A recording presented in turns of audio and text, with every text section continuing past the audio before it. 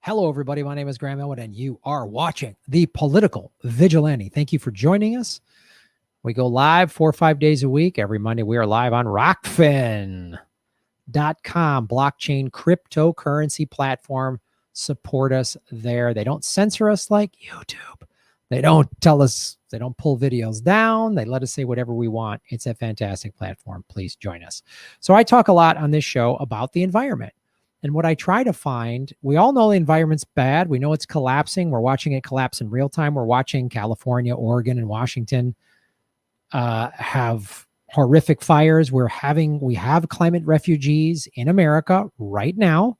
There's been all these evacuees, and many of these people's homes, unfortunately, have been burned to the ground. And where are they going to go?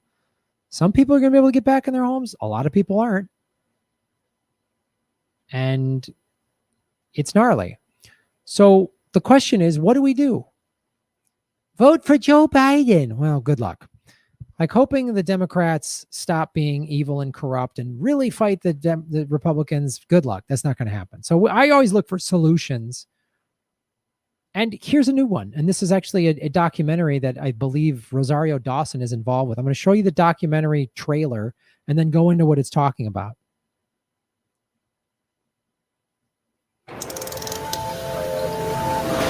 Agriculture is the most destructive human activity on the planet. Industrial agriculture is first and foremost a war against the earth because it is a war against all species, since you're bringing more chemicals into food production and all they're doing is killing. We cannot fight nature. You cannot poison things to the extent where you, quote, win.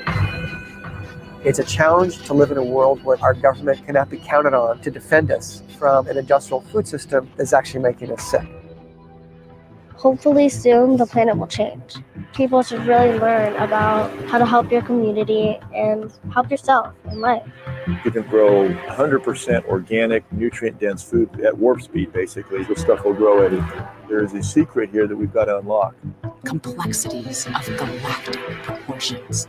What we've tried to do here is accelerate the regeneration of soil. Well, I've done some testing behind your back. Okay, so you're doing in 4 to 5 days what nature would take In about 400 years. 400 years. Wow, that's pretty amazing. Disrupting food, fuel, and fertilizer all in one little powerhouse. You're going to have a lot of pushback. I worry about it getting squashed before it gets out. You don't get points for doing the right thing, and that's the right thing. You just have to do it. We're trying to change Girl Scout cookies so they're healthier. Right now we have 45,000 signatures. Then last minute they decided the representative was going to be in a meeting. They hung up on me for them not to listen to my daughter. They're just called free share. They're just not listening. It's heartbreaking. We just heard a rumor that we might lose our farm. 4:30 a.m. telephone rang. I knew it could not be good news. The amount of heat that needed to be generated, I'm a little suspicious.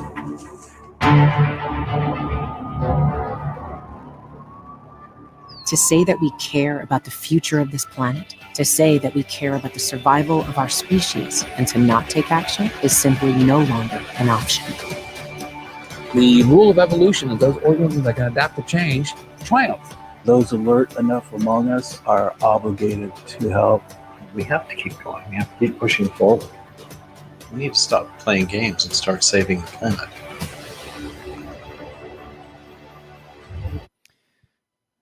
Looks interesting, but let's get into it a little bit. Soil scientists estimate the rate we're depleting our farmland, we could have fewer than 60 years of soil left on Earth, right? So what this talks about, and it looks like an interesting film, and I'd like to see it. The Need to Grow takes you inside the hearts and innovations of 3 very different leaders. An 8-year-old girl challenged the ethics of a beloved organization. And of course, they shut her down, just like Dianne Feinstein did to a bunch of Girl Scouts. A renegade farmer struggles to keep his land as his revolutionaries revolutionize resource-efficient agriculture. And an accomplished visionary inventor faces catastrophe in the midst of developing game-changing technology. So I'll be curious to see what this and this is from the Food Revolution Network. And you can watch it for free now. So I'm going to put this in the chat and in the show notes. Watch this movie. just wanted to promote it. Let's watch it. I haven't seen the whole film, but the name of it is The Need to Grow.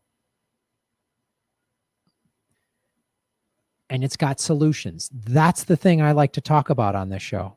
I like to talk about solutions. I like to talk about ways we can find solutions, because the news is pretty grim. We all know it's grim news. We all know it's like the clock's ticking and we're running out of time. We're seeing it in real time. We're seeing it in real time here on the West Coast right now. We saw it in Australia last year. So these are the kind of solutions that I think are really inventive that we got to come up with. Is there going to be one silver bullet that fixes everything? No, I don't think it's going to. I think it's going to be a bunch of things. And I talk about direct action, like getting the Girl Scouts to stop using GMOs. And if they don't buy the Girl Scout. I mean, it's hard to say no to cute kids selling stuff. You can't walk by a lemonade stand. You're dead inside if you don't spend it to buy the kids lemonade. So I get that, but it's going to take people waking up, and the youth have to really get into it. And they are. Like I did that story on the algae that takes CO2 out of the air. I did that story on the Alvaria, the green mineral that you put on the beaches. You cover the sand with it and it pulls CO2 out of the air and puts it at the bottom of the ocean. And it's a process that happens naturally over the span of about 1,000 years, but it takes two to 3 years or so, maybe 4, if you spread it on all the beaches. Like we just saw in this trailer, they're speeding up the process of cleaning the environment. So the solutions are out there. The thing I say is we need real money behind them. We need real backing, but also we can just do it. If all of us start doing this, when I say vote with your dollars, I'm not just talking about looking, shopping at the co-op over Whole Foods, which is great. I'm talking about growing your own food. I'm talking about getting behind these plans. I'm talking about, do you have a backyard where you could do this? Can you grow enough and you got X more food? Maybe that goes to the homeless. I'm talking about how we can get out of this cycle. It's another reason I've been talking more and more in the last month about cryptocurrency, because what does cryptocurrency do? It gets us out of the stranglehold of central banks, centralized banks like the Federal Reserve, right? So it's the same model, the same general thing. There's a centralized government, 1% evil thing, and we got to figure out a way to get out of it. Yeah, voting's important, but electoral politics, we see the whole, I'll never tell you to not vote. I always vote. It's important to vote. But some people think voting's the only thing. And if voting doesn't work, well, then I quit. There's no point. No. But it's going to take more than this. It's going to take coming up with these solutions on a local level. So let's all watch this movie, and maybe there's some solutions that we can all do ourselves. And again, solutions maybe we can implement in our city councils and our school boards and our homeowners associations and our businesses in our whatever. Maybe you work at some big corporate office and like they got a roof deck that's just there's nothing up on it. Well, let's turn it into farming. I don't know.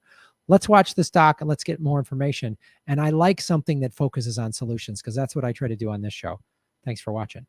Boom.